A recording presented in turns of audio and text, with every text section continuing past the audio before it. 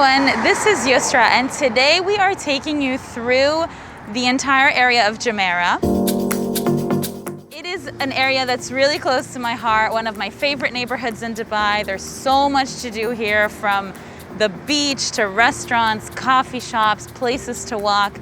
So today we're gonna walk through the entire area from Jumeirah 1, 2, and 3. So if you look at any map, you will notice that Jumeirah starts at 2nd of December Street, which is also known as Al Diafa Road for those old school Dubaians out here.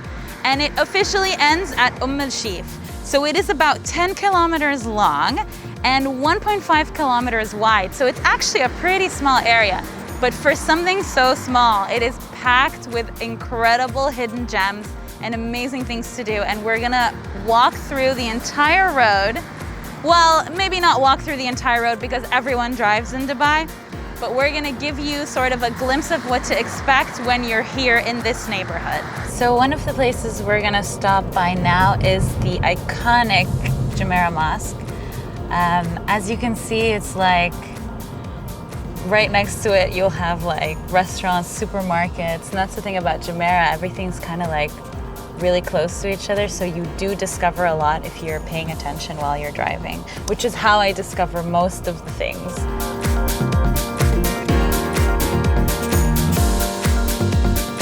So the first stop on our Jumeirah adventure is the Jumeirah Grand Mosque, which has been around since 1998, so basically like the late 90s.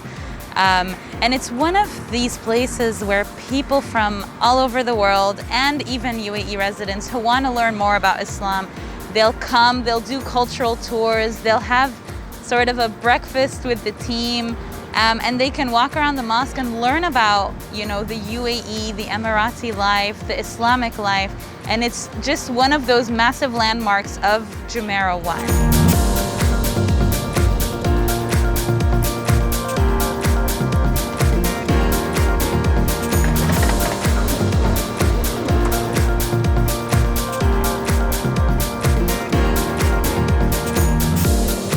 So we're at Palm Strip Mall, which is home to my favorite cafe called Amongst Few.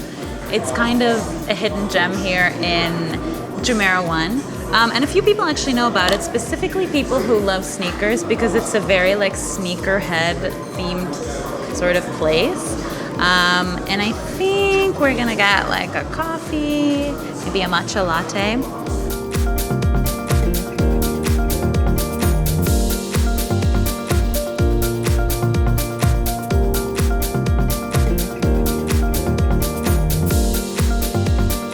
So this is another one of my favorite hidden gems right here on Jumeirah Beach Road. It's a little coffee shop called Daily Dose, and it's sort of inside this villa on Beach Road, and it's just a really cute spot. I don't think many have heard about it. It's not really on everyone's radar. This is, like I said, one of my favorite coffee shops. I like to come here. I'll sit quietly in that corner over there and then just do some work. The music's really calm and it feels like a very homey place. So yeah, this is one of the other hidden gems that you can discover on Jumeirah Beach Road if you kind of know where to look.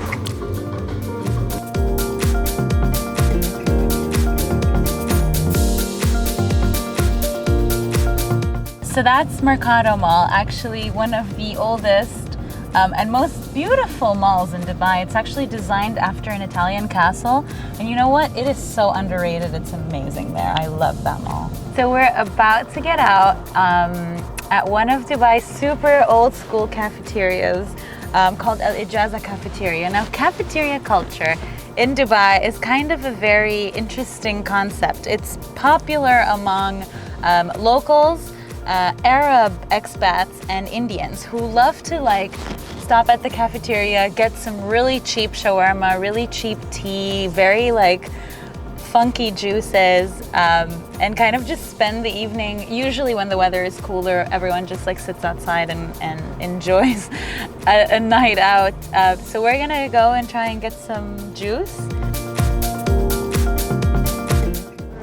Just look at the amount of different types of juices you can get at this place. Like, I'm not even kidding. And their names have always been so epic. Like, people know this about Dubai cafeterias.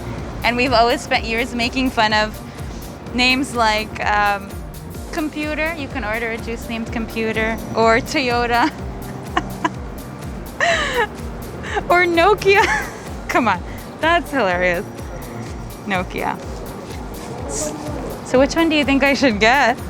We just placed an order for an orange juice, and here in Dubai it's like super common to like actually sit in your car, place the order, and they come to your car and give it to you. They'll even bring the card machine all the way to you. So we've officially crossed out of Jumeirah 1 and into Jumeirah 2. Jumeirah 2 starts from a street called Al Aroba Street, and continues until you cross the bridge of the canal. So our next stop is over the bridge of the canal, and a quick walk along the canal which leads you to the sea. So we're at another of my favorite spots here in Jumeirah, which is the guaranteed most quiet and peaceful ones. This is the Dubai Canal, and this is kind of the walkway of the canal. Behind me is the entire city, and I've taken off my mask because no one else is around. So basically the canal was built, completed in 2016, end of 2016, November, and it was a really big deal at the time, you know, like it was the first time that a body of water could actually pass through the city. And those bridges that we cross every day, you know, they're over the canal, and the water comes from the Arabian Gulf. So I also love this about Jumeirah, is that you're gonna get the most random places all just stacked into a corner next to each other.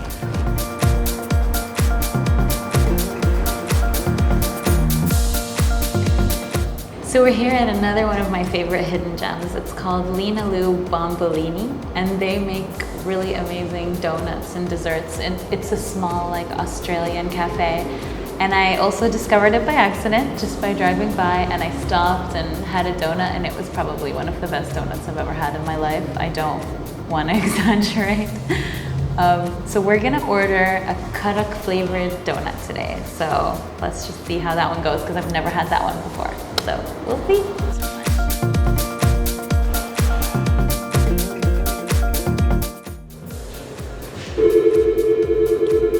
Oh wow.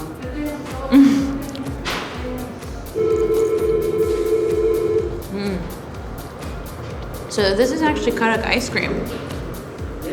It's karak ice cream with a donut on top and on the bottom. It's pretty cool.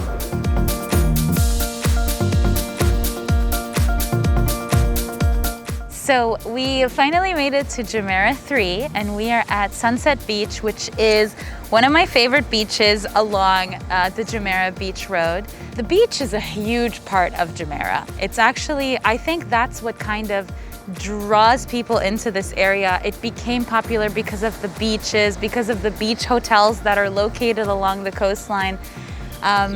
And now as the weather is starting to get more amazing, I think you will find people here 24/7.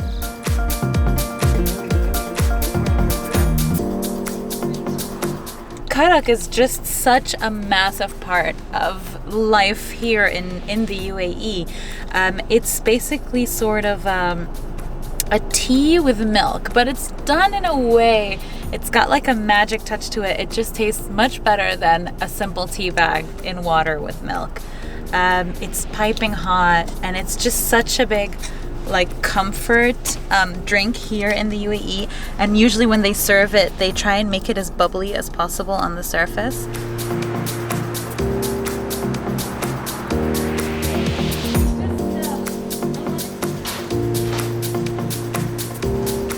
So this is the final stop on our Jumeirah tour.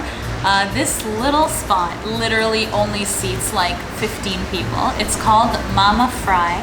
I also found it just by driving by on Jumeirah Beach Road. I can't exactly pinpoint what cuisine they have. I know it's a hint of Japanese, a little bit of fried chicken, and it's just one of these cuisines that really sort of talks to UAE people. Jumeirah officially ends at Sheef Road. A lot of people mistakenly think that it keeps going until Burj Al Arab. However, that is Sakim. Sakim 1, 2, 3.